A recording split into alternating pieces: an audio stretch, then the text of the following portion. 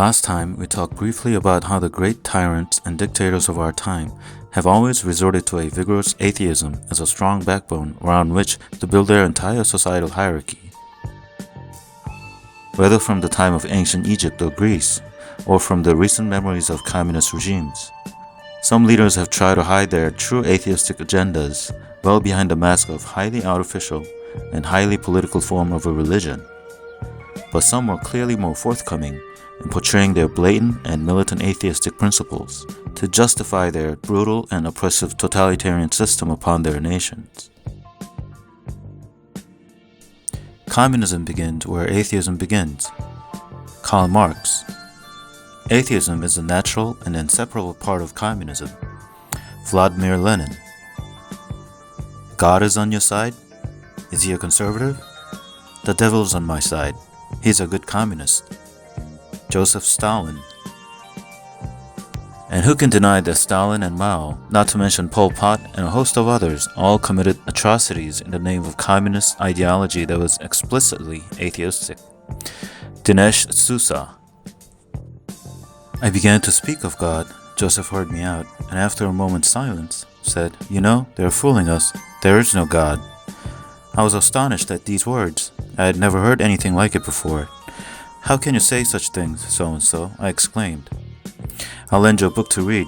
It'll show you that the world and all living things are quite different from what you imagine." "And all this talk about God is sheer nonsense," Joseph said. "What book is that?" I inquired. "Darwin. You must read it." Joseph impressed on me. From the book The Life of Joseph Stalin, 1940. Once abolish the God, and the government becomes the God. G.K. Chesterton. There is now a false idealism of turning government into God by a vague notion that it gives everything to everybody. G.K. Chesterton. In a power-hungry, power-worshipping society, men label themselves atheist.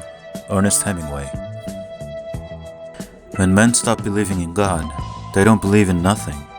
They believe in anything. G.K. Chesterton. Without God, everything is possible. Fyodor Dostoevsky. Now, you may want to let these enlightening quotes sink in for a minute or two, but I only hope that you're gradually beginning to see, as I once swore, that atheism is not a natural progression of mankind. We are not becoming more agnostic or atheistic because our societies are becoming more advanced, and today's modern men are becoming more intelligent and civilized than our ancestors. Although that's the social narrative they're trying to sell us every day. That's not really the case at all now, is it? We ought to be able to see that this is a mere propaganda on a massive scale that's carefully encrypted into countless media and information and cultural items that each one of us consciously and subconsciously consume 24/7 all year round. Then it's time we all open our eyes to this historical pattern that atheism is a political bedrock, a necessary groundwork upon which to lay down an empire which worships greed and power as its highest commodity. An empire where all the power and resources are heavily concentrated at the top of the pyramid.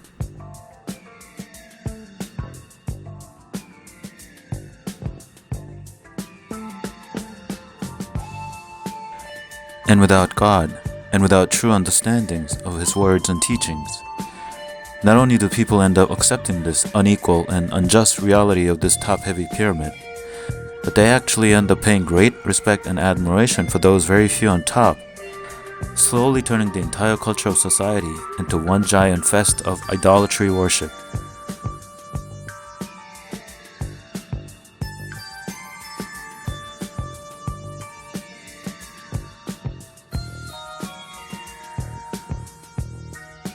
Are we still not getting the bigger picture yet?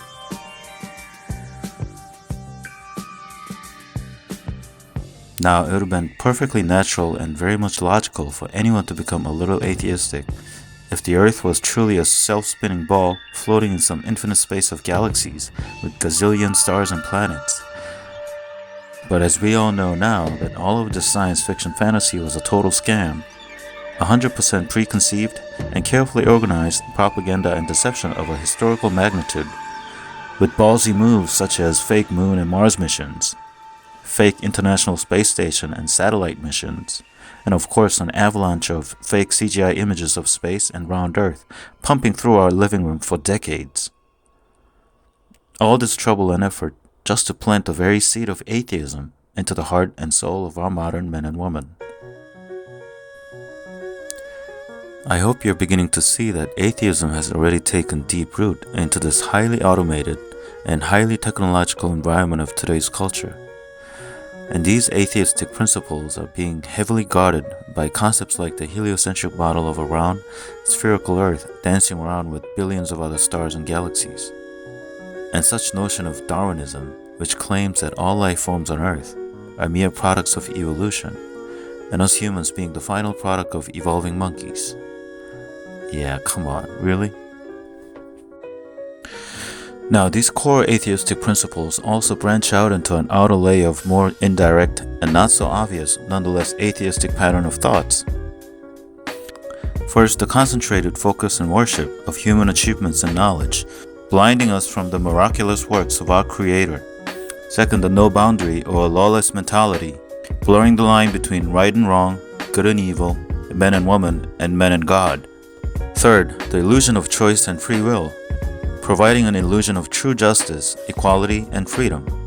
Fourth, the repeated theme of life is just a dream, life is just an illusion, a psychological trigger to provoke an agnostic or atheistic perspective in life.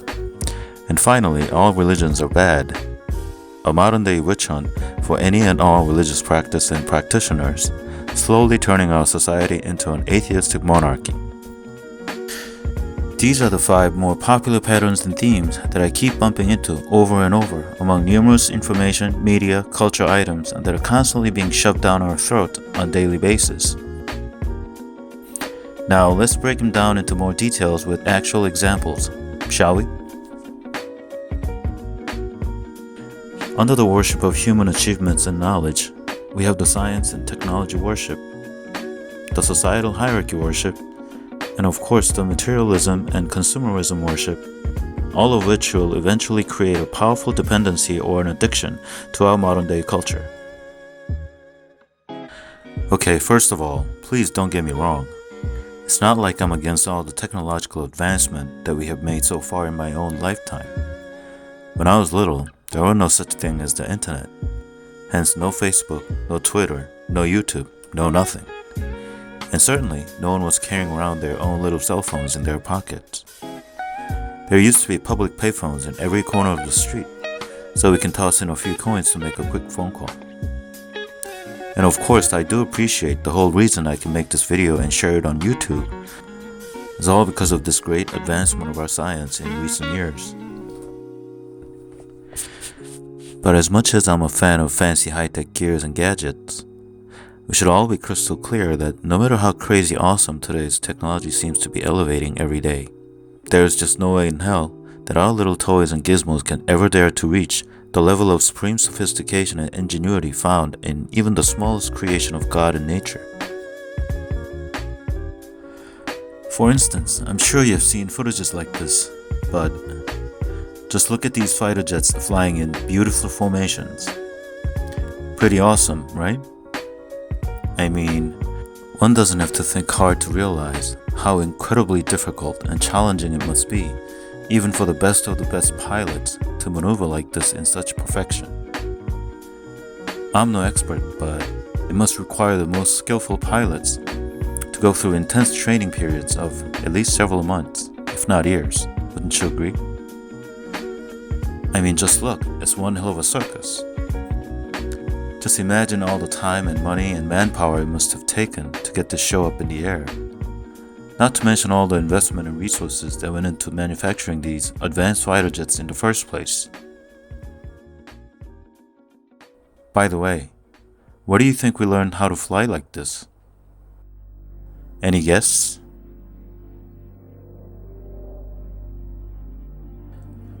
That's right, you're looking at it.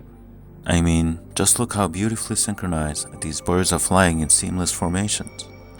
It takes months of hard training by the brightest and the sharpest of our pilots to pull off something like this. But look at these little creatures with brains probably half the size of a tennis ball. Look how easy and effortless they make it seem. with no radio communications to talk to each other, with no electronic or mechanical gears to monitor and stabilize their flight patterns, and of course, with no need to stop for fuels or concerns of little parts malfunctioning in midair. All of them just acting on their own independently, with total self-awareness and control. So, which one do you think is a far more advanced and efficient quote-unquote technology? Which one has the unmatched self-sustainability and self-awareness, with far less body parts that does not require a long, hairy list of routine maintenance, care, and update? Which one maneuvers more agile and silky smooth in times of sudden speed and altitude change, with near stealth and sound the entire flight? Which one has the built-in flight analysis and monitoring tools that require no electricity nor batteries? Which one can pretty much take care of its own body and find its own source of energy or food that's readily available anywhere in nature, and does not require a specific type of energy source which mandates difficult and expensive stages of distribution and daily supply? So, excluding all the weaponry and the kill factors, and purely from an engineering perspective, which one do you think is simply a superior art of creation?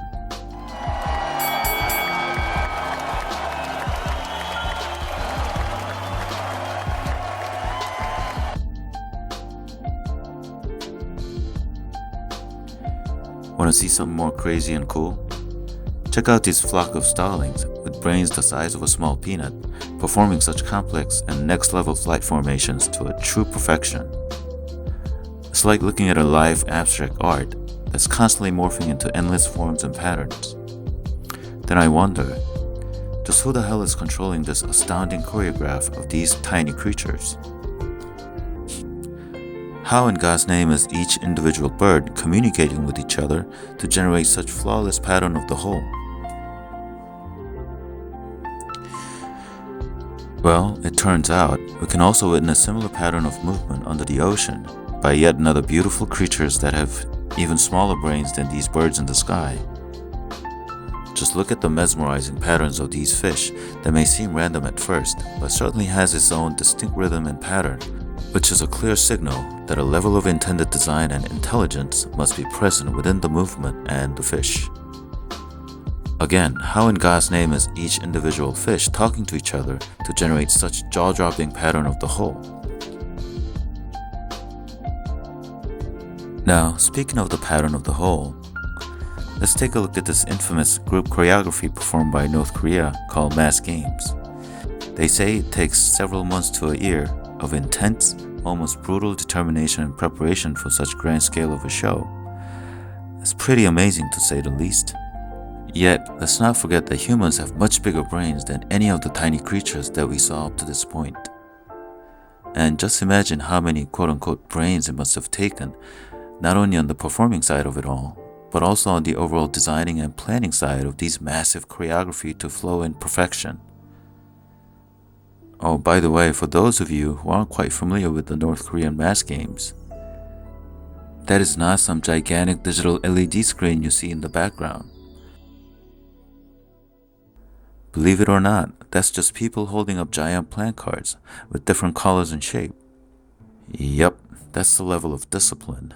And I can almost smell the pints of blood and sweat sacrificed during its dreadful practice and preparation periods alone. Can't you? So, what do you think is more amazing, this beautifully choreographed yet artificial dance of humans, which took months and years to prepare? Or the everlasting show of our nature that undoubtedly displays more complex forms and patterns that are performed constantly around the clock by all kinds of little and large creatures, usually with much, much smaller brains than humans? How about ants? These ants have little or no visible brains, yet somehow they can build their own underground cities and compounds with multiple chambers of specific functionalities. Not only that, they have their own hierarchy of ranks and social status, which clearly signifies their own system of law and order. If you own a pet, you'll know exactly what I mean. why are these less intelligent animals with much smaller brains able to eventually understand and react to our language, or even to our thoughts or feelings, when we spend enough time with them and build a strong relationship together? Now, our modern science seems to be quite adamant in insisting that the brain is where all the action is, and the level of intelligence depends heavily upon the size of the brain. Also, our modern science is very persistent in selling the idea that the brain is the cream of the crop for all life, and the brain is where all the intelligence and the entire consciousness operates from for all sentient beings on Earth, including humans. But what about these simple facts of nature that we just witnessed? How in God's name can anyone logically explain this miraculous, yet everyday phenomenon of our nature that even the smallest creatures on Earth, such as ants, bees, starlings, fish, or even microbial life such as fungus or bacteria, being able to move, create, and perform various tasks and missions of high-level sophistication, design, intelligence, and purpose with total and absolute autonomy?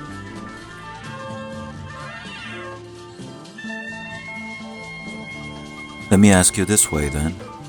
Do you honestly think that we can one day create artificial dolphins that can outrun and outsmart these real dolphins in nature, who use their built-in sonars in order to communicate with each other, or to swim in packs of tactical formations, or to map out nearby regions and find food, with total and absolute autonomy and self-awareness? Do you honestly think we can one day create artificial drones that can outfly and outperform these real seagulls, that can fly in beautiful formations, yet also able to deep dive into water to find food, in order to maintain its own health and physique, again with total and absolute autonomy and independence? Do you honestly think that we can one day build tiny drones of ants that can build complex underground cities with their own societal structure and order, again with total and absolute autonomy and individuality? Do you honestly think that we can one day create totally autonomous and self-conscious artificial robotic bees that require no electricity or batteries, but with total self-sustainability?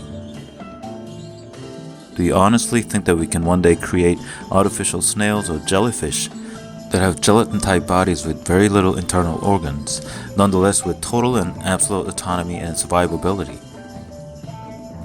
Do you actually think that human technology will ever be good enough to perfectly mimic and create anything that comes close to these supreme creations found in nature? I mean, sure, we may have little robots that can run like dogs, or ones that can walk around and do basic stuff, or robots with synthetic skins that can talk with weird voices. All of them under strict commands and instructions, of course. But honestly, do you really think these ugly machines are anywhere close to reaching the level of supreme finesse and intelligence found even in the smallest creatures in nature? Do you honestly think that we can one day create artificial cyborgs or robots or human hybrids that can talk, think, walk, and show emotions, or perform various tasks with great passion, or build relationships with others, or design and construct massive bridges or cities, or create their own culture of music, art, and literature, while taking care of its own health and longevity with absolute autonomy and self-consciousness? If your answer is yes to any of these questions, then congratulations, you've been exposed to too many movies and TV shows, and let yourself drown in the ocean of ingenious propaganda and deception of our modern-day culture. And you're now properly groomed and programmed, just as I was for most of my life, to believe that we're living in a world where anything and everything is possible, and there are no limits and boundaries to what we humans can do with our own sacred knowledge of technology and science. See, this blinding worship of human achievement and knowledge is the real matrix that's been pulled over our eyes to blind us from what is true and real, keeping us all prisoners of this invisible and fragile world of human societal pyramids, so everyone can pay much greater faith in the system and in the top leaders who own most of the resources and technology that'll someday be able to create life better than our nature, leaving a strong psychological engraving that indeed they have the power of God. And this over-exaggerated and overblown and totally unscientific and fictional narrative of men being able to exceed nature or God with advanced science and technology is the very borders and boundaries of our societal matrix, which allows heavy worship of materialism and consumerism to settle within, which allows strong idolatry of our top leaders and celebrities to grow naturally from within, and which allows top-heavy, undemocratic, and almost totalitarian socio-economic system to take root deep into our cultural settings and psyche. Are we starting to understand why they have to keep pushing this mighty scientism every single day, even when it's not correct or simply false? Can you not see that this is merely an extension of the space and ball Earth propaganda, where we can reach for the stars out in space if we have the right equipment and technology? Can you not see that this is exactly the same strategy used by the ancient pharaohs of Egypt or the notorious communist dictators of our recent past?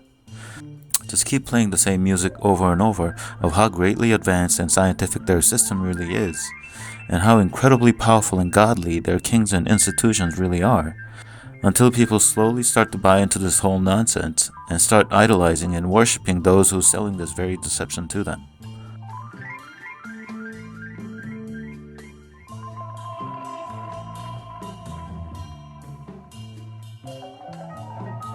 But if your eyes have been recently opened by the flat earth's truth and your souls awakened by the words of the Bible, you'll start to realize that this is just a small part of a larger scheme, specifically designed to trigger absolute faith and dependency towards all things human, and at the same time to cover up the very limits and boundaries of our technological reach into the unknown depth and height of our nature, quite literally. Many of us now realize that our rockets can only go up to certain heights, then it must come back down to Earth like everything else. Precisely because the air gets much thinner as we go higher up, and our rocket engines can never work properly in a little or no air environment, a simple law of nature they've been desperately trying to hide for many years. This means that it's simply not possible to send out satellites to orbit around the Earth, and certainly not possible to send out heavy spaceships out into space, either for supposed Moon or Mars missions. Which means that all these movies and books and documentaries about going to space and exploring other planets are 100% pure bullshit propaganda to inject scientism and atheism deep into our system. Also, we realize that humans are only able to reach a certain depth into the ground, and we are now aware that we have never reached further down more than 12 kilometers or 40,000 feet into the Earth's crust, even with today's high-tech drills and equipments. On top of that, many underground flat Earth researchers, including myself, believe that the Earth is not a round spherical ball, but a flat plain of massive land and ocean surrounded by a huge ice wall of Antarctica. And all of this can only implicate our world is, although unimaginably vast and expansive, still a finite place with extreme ends of borders and boundaries, just as clearly described in the Holy Scriptures of the Bible, where the phrase "the ends of the earth" is mentioned around 30 times or so. Or, at the least, it must be a finite place for humans, because no science or technology of men will ever be able to reach beyond these extreme borders of our world, just as we'll never be able to surpass the superiority of all the tangible and intangible physics and workings of our nature. And this fact alone should bring back humility back into our lives, which again was well prophesied in the good book, as our arrogance will kneel down before the greatness of God when the time is right.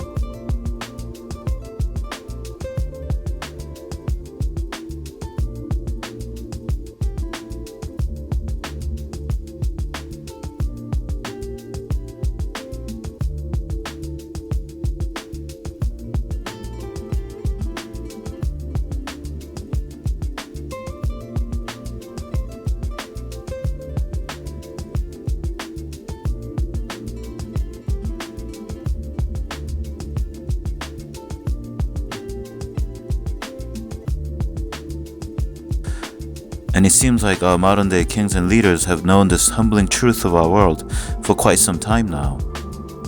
But they have been desperately hiding this fact from the entire world, precisely because if you find out about this monumental truth, that this world has limits and boundaries that we can't cross over, then their high tower of science and technology will soon collapse.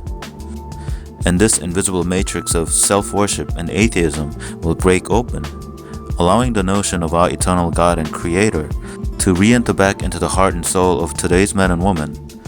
And that's the last thing they want. Because the backbone of atheism is more than necessary to maintain the status quo of this unequal and unjust and undemocratic system of our current social hierarchy and order. Because if the existence of God becomes our firm reality, people will start making different choices, not for the benefit of themselves, but for the benefit of the others. And more will choose to do the right thing because the wrongful fear of government will start to disintegrate while the rightful fear of God will slowly take its place. So whenever you hear people say the earth is like a giant machine, we should correct them and say, actually no, it's the other way around. Our machines are mimicking the workings of our nature and the earth. Or whenever you hear people say our brain is like a computer, we should also correct this and say, no, it's our computers that are mimicking the workings of our thought process, not the other way around. And please, all the evidence so far suggests that it's not just the brain that controls the way we think and act. It's much more complex and out of our league than that.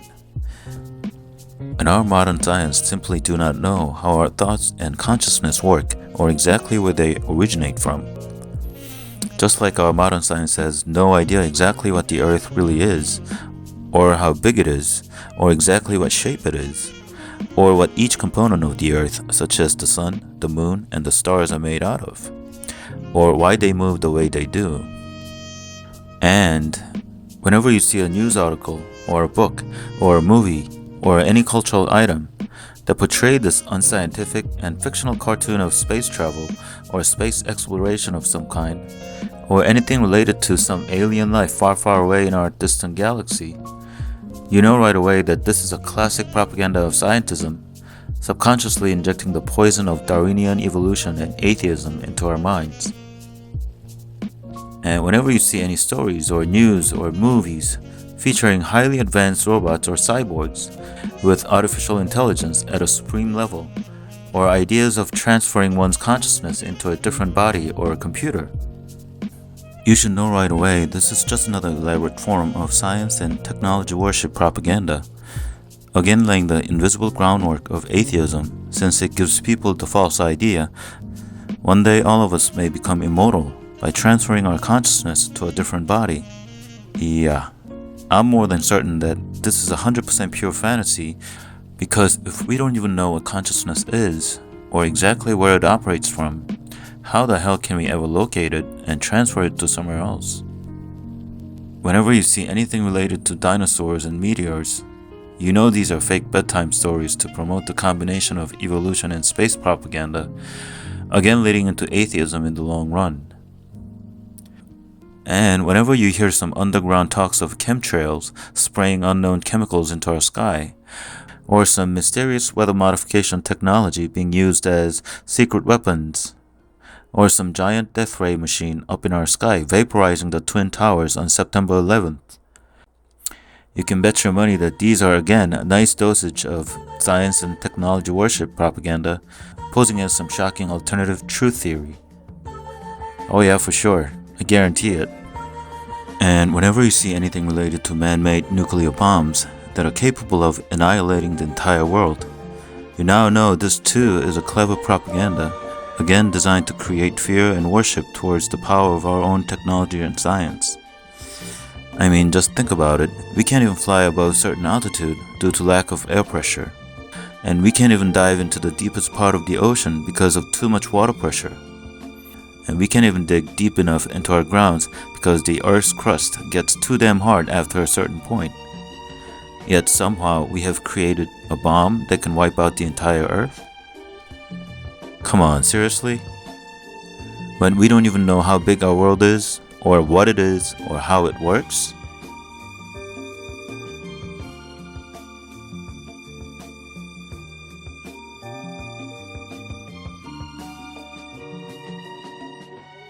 See, because our modern day kings and leaders basically control most of the political, social, and media flows of various information, facts, and opinions, and data. The only way to truly cut through the matrix and see the core of truth they're trying to hide is first try to understand their true motive and purpose, and second, to see the dynamic historical pattern of our top leaders and governments and their ways of using different propaganda and deception packages to satisfy their deepest agendas and political needs. And finally, when we truly understand the inherent greed and evil of men for more power and resources, then and only then, we'll begin to see the bigger waves of pattern that are swimming across this massive ocean of real and fake information and knowledge of our crooked culture. Then we may begin to see at last what is and is not real and what is and is not propaganda. I sincerely hope I've shown you enough tools and perspectives to guide you through this world of systematic chaos and confusion. And I only hope, with all the small and big patterns of propaganda tactics I've shown you, it'd be easier for you to filter out who may be working for the big agendas and goals of our government, and who may be genuinely fighting for the benefit of the greater people and the ultimate truth. But I can't stress enough that the best tool for opening the eyes of our heart is reading the Bible on your own, because God has different things to say to each one of us, and different ways to get us back onto the right path of walking in the truth.